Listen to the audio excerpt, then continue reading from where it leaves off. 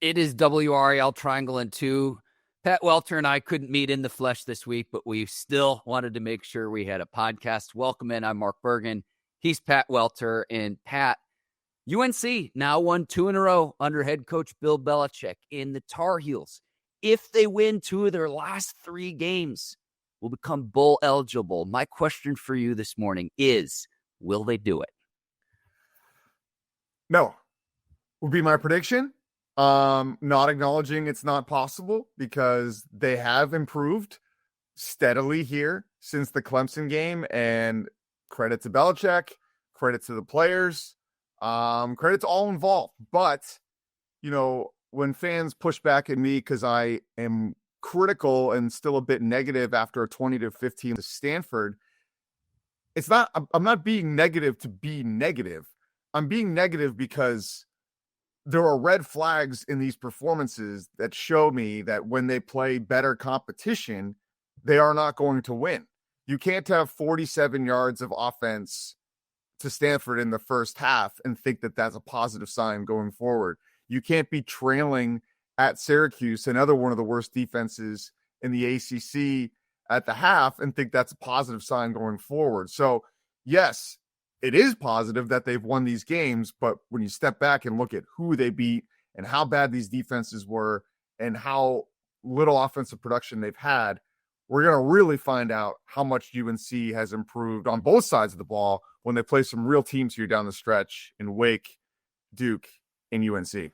Yeah, the 3 in-state schools, and I think we're going to look back at this, Pat, where you look at the Cal game, you look at the Virginia game, and if the Tar Heels could have gotten one of those. But what this is, you know, you just wonder if that's going to end up costing the Tar Heels in the long run. This is shaping up, though. Final week of the season, say UNC has 5 wins at that point. NC State still needs to get to 6 wins to become bowl eligible. The Wolfpack themselves, like that's what we're shaping up for a slam bang finish in the finale of 2 in-state schools where it's like the moment you go beyond the state border of North Carolina, I'm not sure many people care given the disappointment with both of those teams this year. But that to me is what we're shaping up towards. But I'm with you in the sense where I think you can be really critical of the offense. I think the defense has played outstanding at times this year, really in the last 4 games. But offensively, it's the same narrative over and over and over again, Pat, whether it's you want to point to some of the struggles of Gio Lopez in moving the football.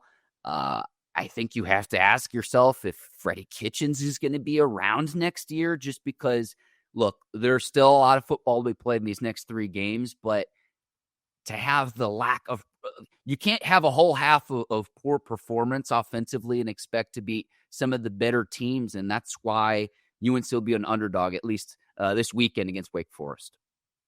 Yeah, I mean, Bill Belichick has been adamant that Gio Lopez gives them the best chance to win. He has not made any indications of making any staff changes in season. You know, he's been coaching a long time. He knows what's best, right? At least he says he does. I think, you know, the way he's coached the last few years gives you reason to question some of his judgment. But as far as going forward, I don't know how you could go into next season and try to sell fans that things are going to be different if you brought back Freddie Kitchens, if you brought back Gio Lopez as your starter without at least somebody pushing him for the job.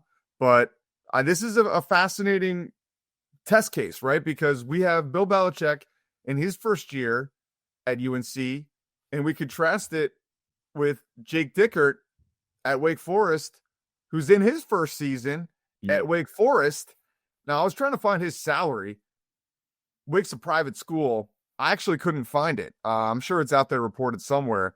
Dave Clawson made about $4.8 million in his final year, so about half of what Bill Belichick's making. So if we can assume it's somewhere around there, you got a coach getting paid half as much.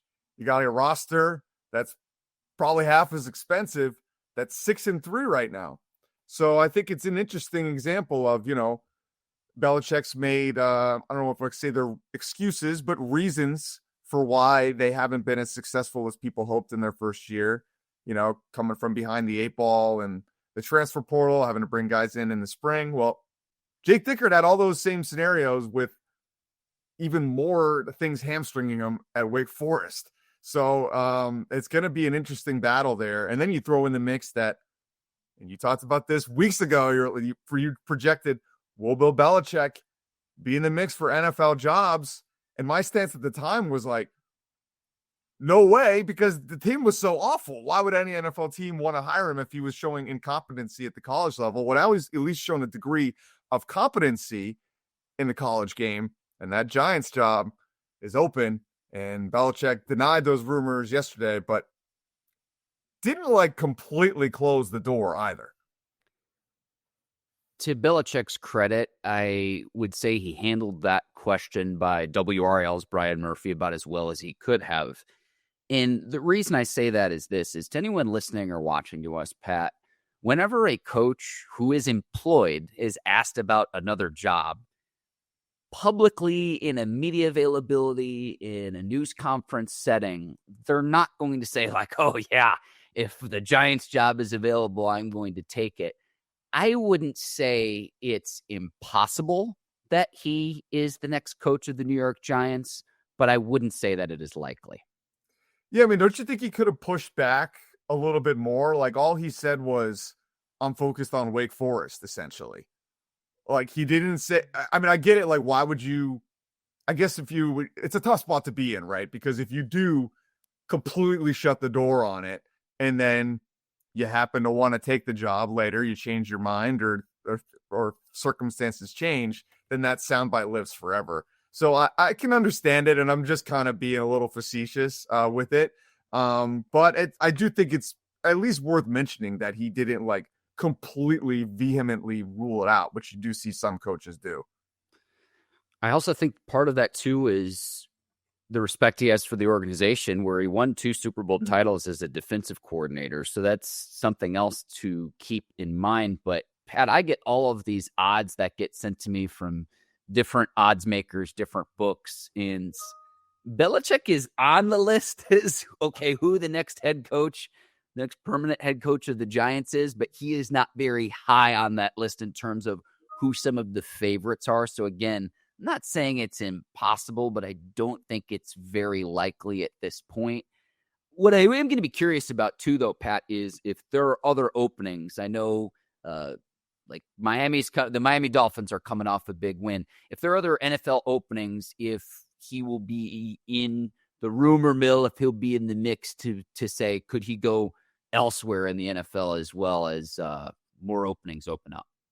Yeah, I mean, I think he has to be in the mix, right? Because the NFL was a snow globe every single season. And essentially, as college football becomes more like the NFL, that's kind of what we're seeing in the college game too with coaches, where teams are just firing coaches with no real indication that they're necessarily going to get a better coach. They're just going to get a different coach.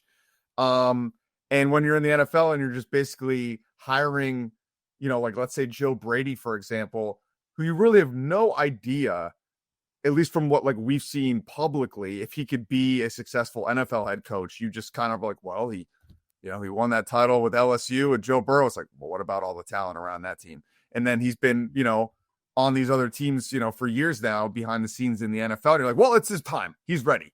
Let's just hope we strike gold. And then you have Bill Belichick just sitting out there and like, yes, did things end well in New England? No. Did things start well at UNC? No. But he won 6 Super Bowls, and it's Bill Belichick. Is that better than the unknown of some of these coordinators? And, that's what I thought originally was going to happen when the smoke came out with UNC, was that just in his original hiring process was like, oh, he's just using this as leverage to try to get his name back out there. But what we saw was there seemed to be borderline like collusion effort by the NFL to not hire this guy. And nobody knows him behind the scenes better than the NFL, right? Like, people talk, like, we know what we know. We know things behind the scenes about how things have been run at UNC that in some examples have been a little bit troubling.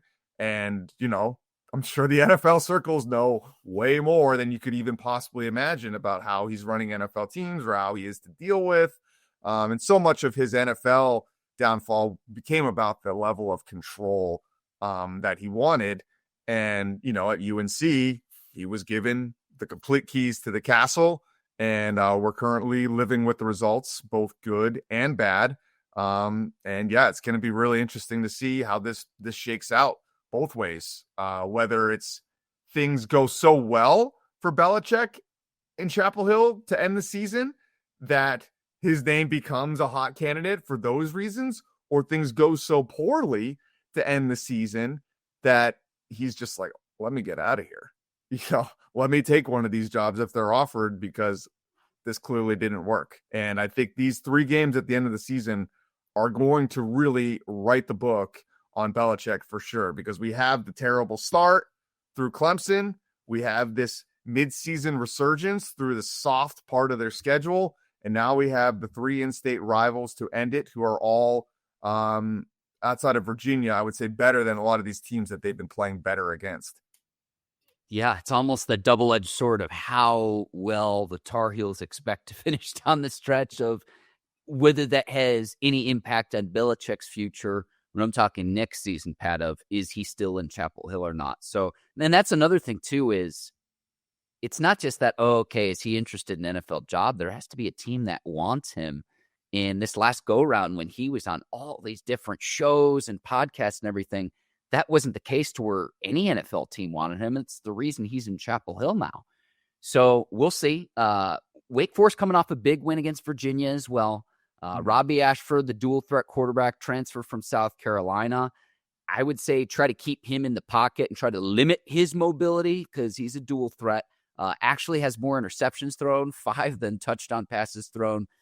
3, 4 rushing touchdowns, but they've got a running back in the backfield, Wake Forest, that it's going to be a big test for the UNC defense. Damon Claiborne, Belichick, before the reporter could even finish the question, called him outstanding. One of the other questions is, what do you like about his game? He said, everything. He's a problem. So it's going to be a test for this UNC defense. And this UNC defense, to its credit, has played well really in the last 4 games, Pat, to at least give the Tar Heels an opportunity to win games.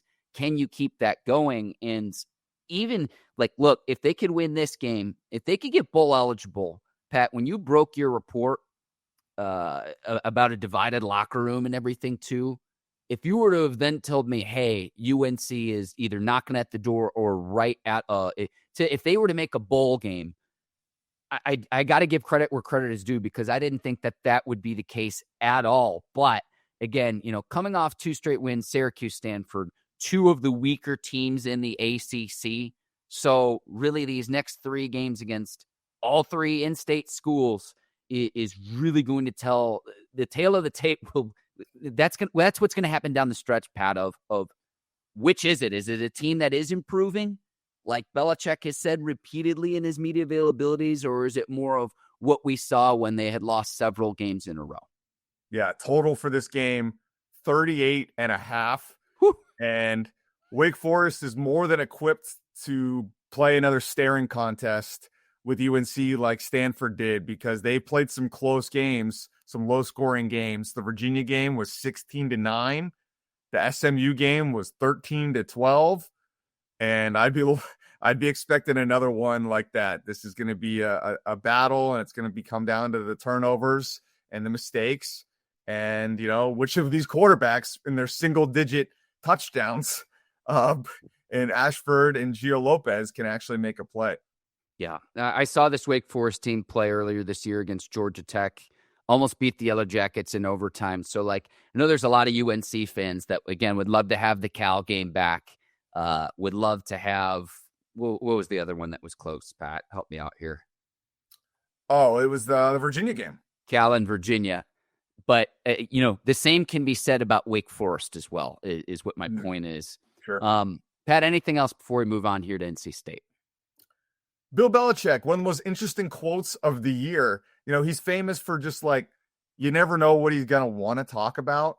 He gave me a 2-minute answer on day-to-day injuries. I asked about Thaddeus Dixon, and I just expected a 1-word answer, and he gave me 2 minutes on the thought process of day-to-day. I thought that was just kind of funny. But the reason I bring this up is because he gave a documentary's worth of an answer about World War II and how it globalized football and like helped spread the ideas of the game nationally. Absolutely incredible. I encourage anyone to go back and listen to it on WRALSportsfan.com. It's towards the end of his press conference because it was Veterans Day this week. And, great little photo op. They unveiled a mural dedicated to former UNC football players and coaches that have served. And Bill Belichick's dad is among those who have served and coached at Carolina. And he told this story about how his dad got into World War II shortly after his rookie season with the Detroit Lions, and just how like that World War II helped spread like offensive ideas around the country and change football forever. I mean, you want a documentary, you want a movie, that's it. So Bill Belichick, you never know what he's going to give you. Clearly there still is a great football mind in there and a guy that has interesting things to say if you can just try it out. It was a nice homage to all the veterans on Veterans Day, a classy move at UNC. All right, Pat. NC State looking for another upset on the road this weekend against Miami. And I thought this team was left for dead, and they pull off the upset against Georgia Tech at home last Saturday. Just when I think I have the Wolfpack figured out, I don't. And yet again, though, you're going to go on the road against Miami if you're NC State. 14.5-point underdogs. So, the Wolfpack have their work cut out for them. But the thing that really amazed me in the Georgia Tech upset is the Wolfpack did it without Hollywood Smothers and without Justin Joly, two of their best offensive players. We're recording this on Wednesday morning, so maybe by later in the week we'll have a better idea if those two players will go against Miami. Dave Doeren earlier this week with his media availability, not saying one way or another in terms of the injury status of his players. Yeah, and that says a lot about NC State that they were able to perform as well offensively, play like maybe their best offensive game like ever under Dave Doeren. And you could argue in that Georgia Tech game, it was absolutely flawless. So let's see how they respond, because we're coming off before that game. The conversation was, is Dave Doeren going to retire? Is Dave Doeren going to get fired? And this win basically capped both of those conversations, at least for the moment. But yet I think still both of those conversations need to be had. And anything you've heard publicly from Dave Doeren still needs to be, I think, taken with a grain of salt, because all the reasons fans wanted him out, all the reasons he may have wanted to retire, still remain. And the way they finish is going to go a long way to go with his future.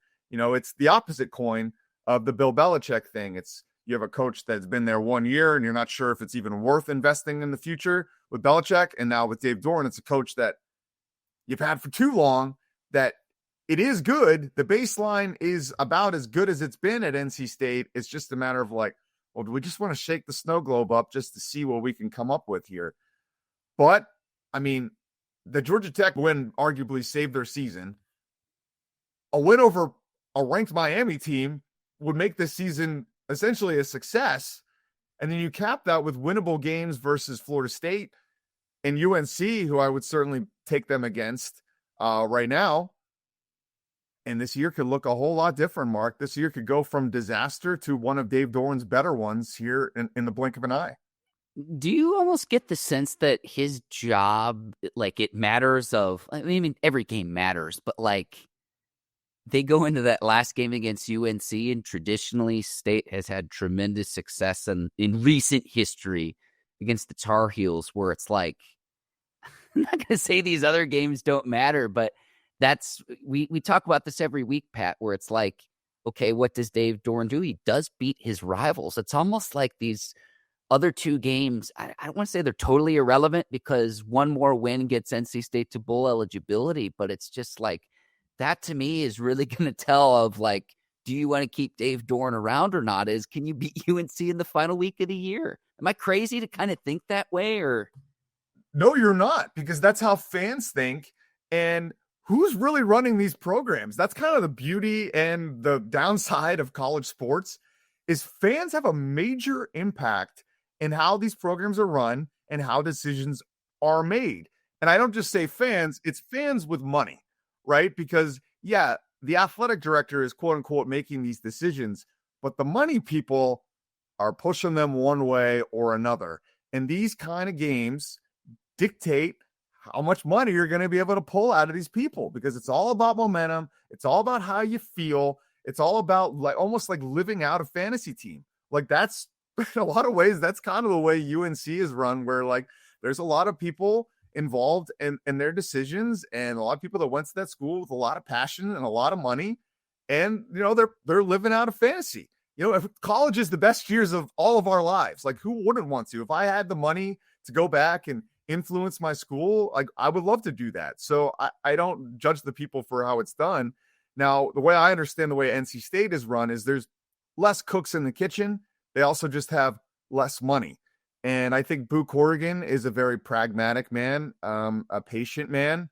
And I think you saw that with the way things were operated with Kevin Keats, where he easily, I think, could have fired him maybe the year before they went on the Final Four run. They go on the Final Four run. And then, you know, it's like after that, the next season was a disaster. It's kind of like, well, is he still going to bring him back? I mean, the guy just made the Final Four. But then the decision kind of gets made for you by the way they ended that season, right? Like just being among the worst teams in the entire conference.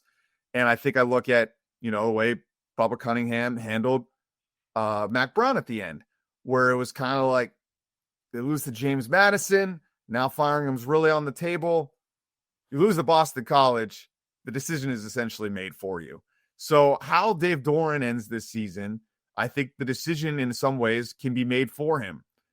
If he beats Miami, and he beats UNC, take FSU out of it, I feel like you almost have to bring him back if he wants to come back. Because how much better can you really do, you know, in the hiring process?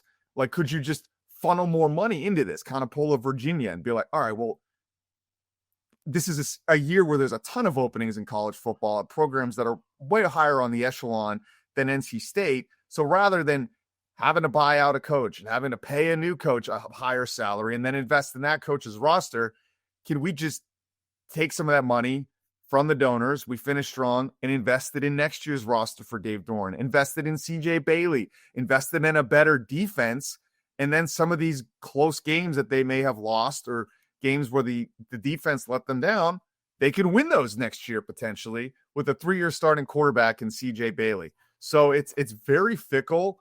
And I mean, it really is, like I said, influenced by the quote unquote fans. Like that's, you know, fans can literally pay to have people on the roster. If you got a check for $10K to help get a running back to come, you can do it. That's the world we live in.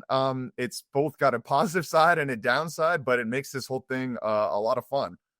It in a normal off season, I think maybe you would be more aggressive to say, it's been 13 years. It's been a good run. Let's see what else is out there. But again, we'll see which other openings that there are, Pat. We've gone through that list, a lot of very good schools, a lot of schools with tradition, money, resources, schools that have won national championships that you need to be competing against if you say, let's go get a new coach. So that's something to keep in mind, is all the other schools that you'd be competing against. So we'll see how that shakes out. But against Miami, I mean, it's going to be tough up front. Dave Doeren was saying the defensive line for Miami up front is going to be a tough test for this offense. And you talk about a line of scrimmage game, just the talent level that a Miami would have compared to an NC State. Again, there's a reason why this spread's 14.5 points. Again, though, a week ago, I didn't think there was any chance State had against Georgia Tech. And so here we are. I'll eat my words and I'll eat my crow, Pat, in terms of I just didn't see it, having lost 4 out of 5 going into that game. Yeah. I don't know what to expect. I do want to give a shout out to the running back, Duke Scott, filling in for Hollywood Smothers. Definitely. You mentioned the quarterbacks too, though. CJ Bailey playing in his backyard from the Miami area. And then Carson Beck, the Georgia transfer, has played really well at times for the Hurricanes. So Miami split its last 4 games, gone 2-2 in its last 4. So we'll see at home, but NC State has its work cut out for them this weekend. Yeah, final thing is just like we've been talking about the CJ Bailey, will he stay, will he go? This is his little recruiting trip to Miami, right? Yeah. Like he's going to get a chance to go down there, see how his team stacks up against theirs. You know, I mean, I'm sure conversations might be being had behind the scenes, you know, at least with agents, you know, so this is going to be an interesting test case for that in a lot of ways, like how they finish, how things are going down there. There's a lot of dominoes potentially falling here the next couple of weeks. All right, Pat, we go to Duke needing 1 win to get to bowl eligibility. The Blue Devils couldn't do it against UConn, but I find this absolutely incredible.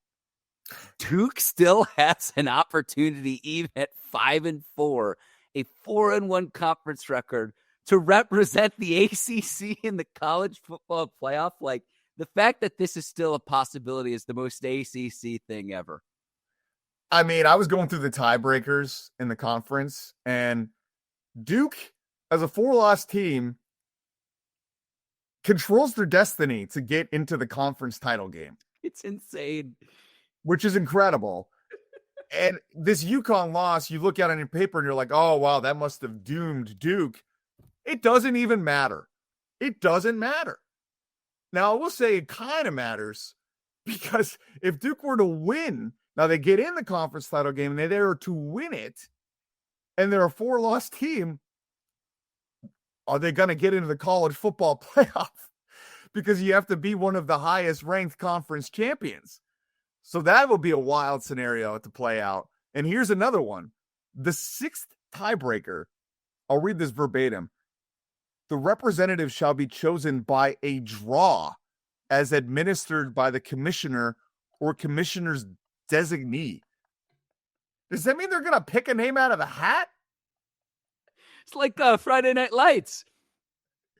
Yeah, I haven't seen that show in a few years. Or like a coin flip where they do the coin flip. No, they're like the real Friday Night Lights where it was actually like if you're going to make the playoffs or not, the high school playoffs. But I mean, so that's what we're looking at in the ACC, and really what's doomed the ACC this year is like people have trouble digesting conferences when there's not an elite team. Like really, what's kept the Big Ten relevant for so long before they expanded was Ohio State was always good. Penn State was always good, and that was your compass. But then when those teams lose, you lose your compass. You lose your sense of, then nobody's good, right? If they're all beating each other, we don't have any team to hang our hat on. We have no measuring stick. And that's what's happened to the ACC this year with Clemson, Florida State, and even Miami to a certain degree. We have lost our North Star for what is good in the ACC. And the reality is, I think that Miami is the most talented team, but they've lost a couple close games. And after that, there's a lot of parity in the conference. Like Virginia, I just think is massively overrated. I think they've won a lot of close games. And I think this gives Duke a real chance to win this game, coupled with the fact that Chandler Morris, their quarterback, got hurt the other week. And you go through Duke's losses, like, yeah, they're a 4-loss team, but they're still competing for the conference title. And it's hard to allow your brain to process those two things at once. But Duke is one of the best teams in the ACC. They just turn the ball over like crazy in all of their losses. And they did it again here versus UConn. And it ended with the turnover from Darian Menson at the end. So, that's your story. Like this conference is that close. I think they're better than they're being credited for, but they just don't have a team that's separated, and it's hurting the overall perception. I had to triple check the line, and just saying this out loud, I'm seeing Duke by 5.5 points. Yeah, that's the quarterback, right? Because I don't think that Morris has practiced up to this point of this recording, and his injuries like upper body, head, neck. So is it a concussion? Like it was a hit that he took. And if it is a concussion, you often don't play the next week. So, that might be Vegas telling you the answer to the test there. Jamari Taylor, the ACC's second leading rusher. That's who the Blue Devils will need to stop out of the backfield. I mean, Pat, you're an AP voter. I mean, I know Miami's the top ranked team right now in the conference. In the CFP rankings, number 15, Georgia Tech's number 16. I mean, Virginia was right there, but Virginia is just coming off a loss this past weekend. So it's just like you're spot on. You're like the North Star. It's like I guess I would pick Miami as the top team in the conference, but people were saying Virginia could potentially be that team before it's lost this last weekend, and I'm just kind of like shoulder shrug where it's like, really? Like, and they've had a nice season. Do not get me wrong, but I'm looking at that like relative to the other teams throughout college football of which team in the ACC could potentially win a game in the CFP. And I'm like, the fact that Duke is still in the running, like I was just like, what world are we in? Because again, Duke is a 4-loss team at this point in the season. Yeah, you're talking about teams that could win in the college football playoff. To me, it is Miami, it is Georgia Tech, maybe Louisville, and after that, full stop. Yeah. That's it. Like Virginia has 3 overtime wins. They barely beat UNC. This is a team that's won a lot of close games, and that is a talent. But as we saw with Duke last year, who won a lot of close games, it is subject to regression. It is subject to turnover variation. This is just analytic, common accepted fact in 2025. And when you take their quarterback out of the mix, they're in trouble here down the stretch potentially. Virginia reminds me a lot of the UNC team with Drake May, his first season, that got all the way up really high in the rankings and ended up losing like, what was it, 4 of their last 5, if you include the bowl game, lost to Oregon. Down the stretch, yeah. Which was another close loss to a really good Oregon team. So it doesn't mean that UNC team wasn't good. It just means that over the sample size, it presented itself with a lot of close wins in a row and a lot of close losses in a row to end the year. And I think Virginia could be in for that here. And I think, the loss to UConn could be a blessing in disguise because Duke was riding too high. Hang on. Well, they lose, it doesn't matter. Now they're going to beat Virginia. This is the Manny Diaz spin zone. Yes, failure is data. See, we wanted to lose to UConn because we knew it was a non-conference game. Therefore, we could get our team more focused for the more significant game in Virginia. Yep. All right. That's our cue. College basketball season is underway. Pat, where do you want to start with this? Because we have a few news and notes we should get to before we wrap up here. Well, I think the story so far is still UNC for a multitude of factors. Because they're the only team that's played somebody and beat somebody, and that's Kansas. And I was at that Kansas game, and I mean, this game was like so significant. Now, it may not play out that way, right? Like Kansas might fall out of the rankings. Darren Peterson might end up being overrated as a prospect. But as it sits today, it's their first win over Kansas since the Matt Doherty era.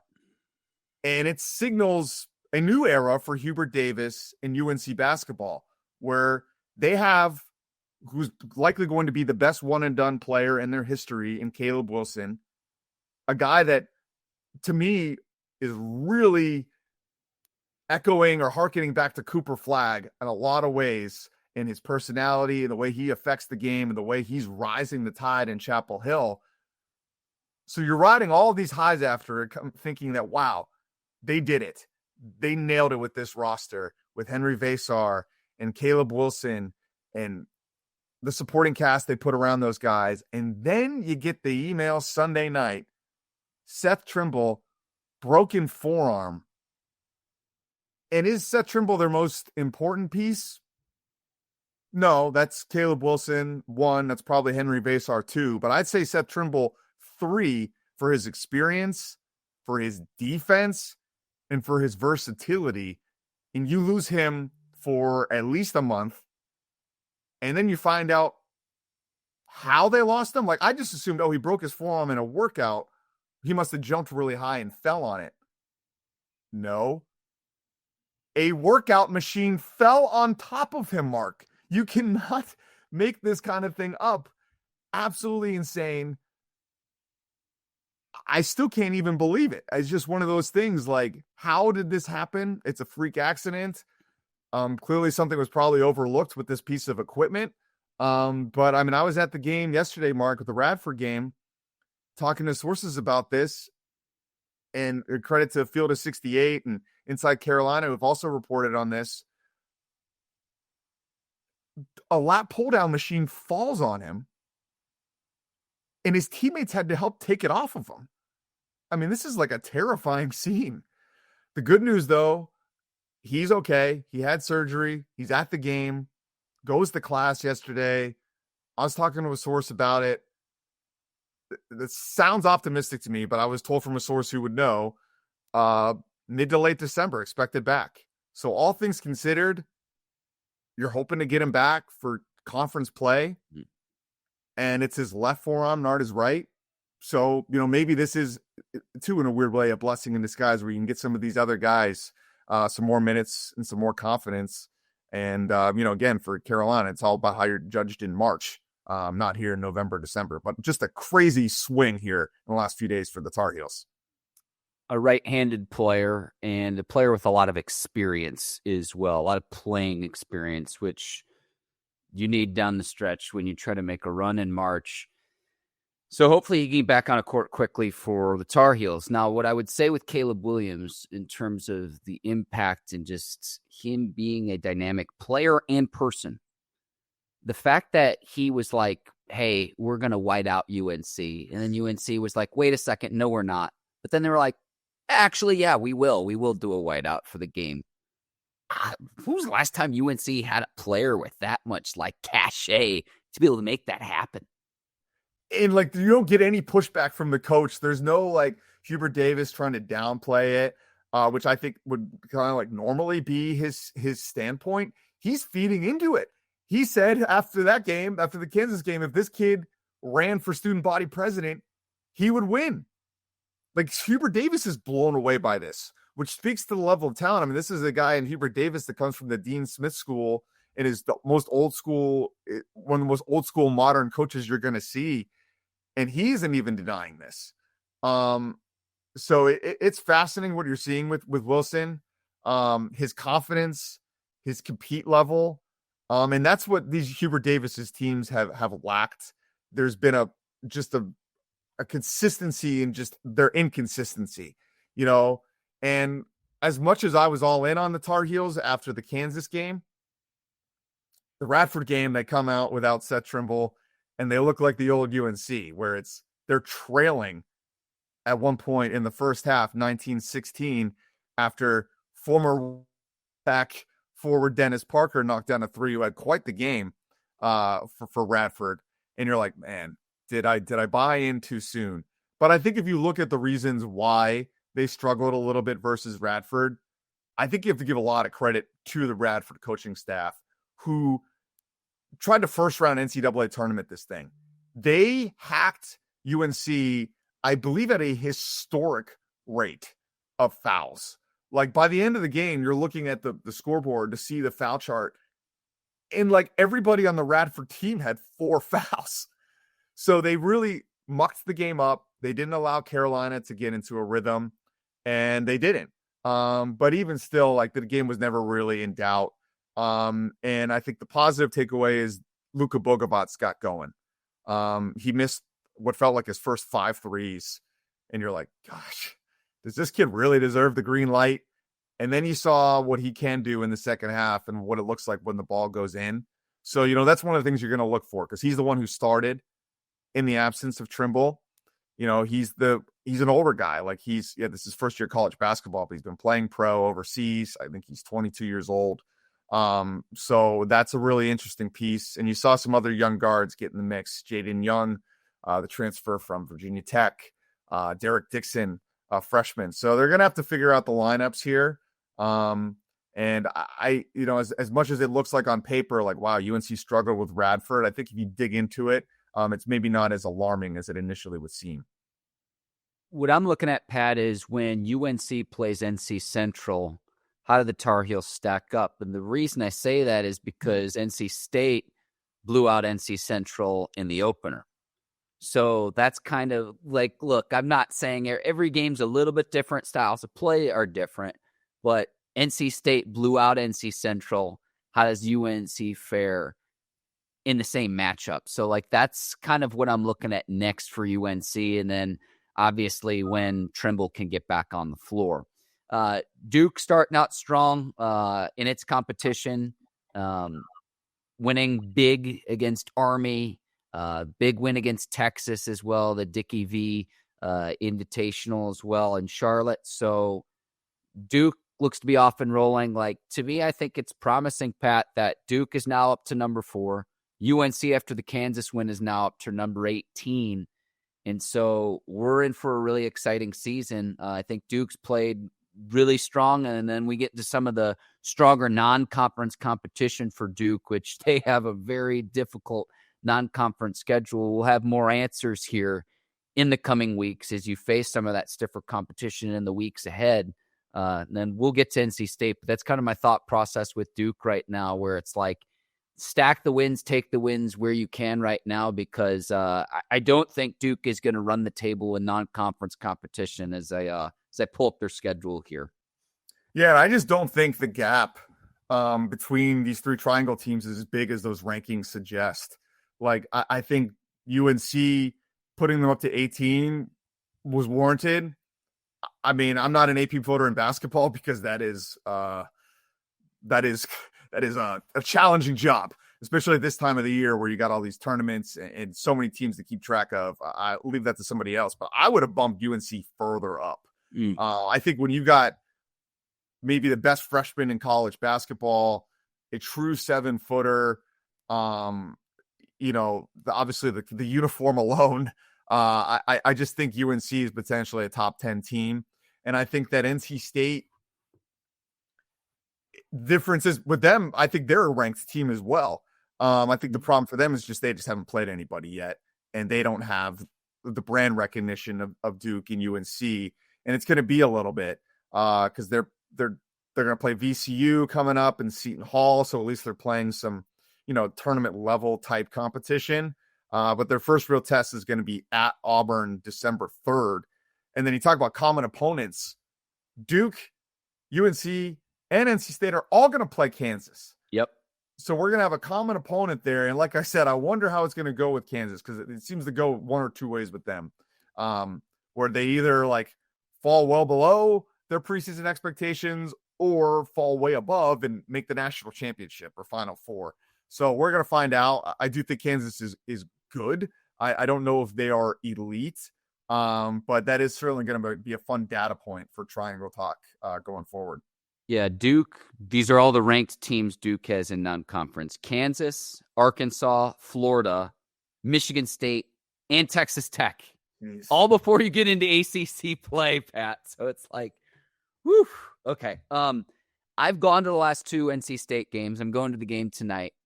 I've noticed, so in the second game against UAB, Pat, Wolfpack didn't shoot the ball well in the first half. That flipped in the second half. But they continue to play hard on defense. They did something coming out of halftime I've never seen a basketball team do before. I'm not saying another team has never done this. They were working on defensive drills. Like normally, hey, we're going to warm up, shoot around, do layup, shoot from distance, do your layup lines. They were working on coming out of halftime on defensive rotations before they got into their layup lines. I've just never seen a team do that. And so even though the shots weren't falling in the first half for the Wolfpack against UAB, they still played hard defensively. And then in the second half, the shots started falling. So another test tonight, UNC Greensboro.